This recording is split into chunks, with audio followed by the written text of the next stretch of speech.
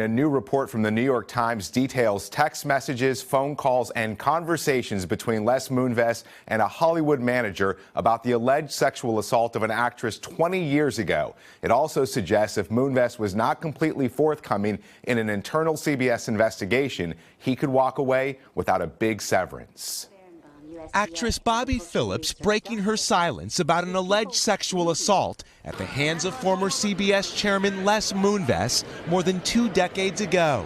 In a new report from the New York Times, Phillips recalls a 1995 incident that she says took place during a meeting in Moonves' office.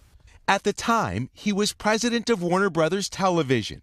According to Phillips' recollection, Moonves exposed himself to her, saying, "Be my girlfriend, and I'll put you on any show." She says he then grabbed her by the neck, pushed her to her knees, and forced her to perform a sex act. She says they were interrupted by a phone call that allowed her to escape. Phillips' manager, Marv Dower, tells The Times that days after the incident, his client told him that Moonves had violated her but didn't go into detail. In a statement to The Times, Moonves says, "I strongly believe that the sexual encounter with Miss Phillips more than 20 years ago was consensual." Over the past year, Dower says he and Moonves have exchanged hundreds of text messages, reviewed by The Times, but not independently verified by NBC News. Moonves readily agrees.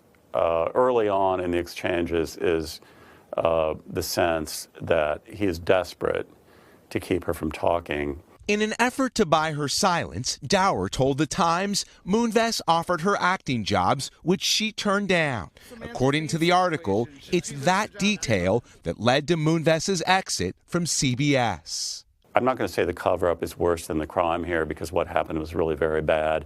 But what really is going to hurt Moonves and make it difficult for him to collect his severance is the cover-up effort. When asked to comment on the New York Times article regarding Moonves, Dower told NBC News, "I don't like liars. That pretty much sums it up." After learning that Moonves allegedly denied assaulting her in a conversation with Dower last year, she wrote in a Facebook message, "I am feeling anger that Moonves is not sorry and is calling me a liar basically," adding, "I will not be made a victim again."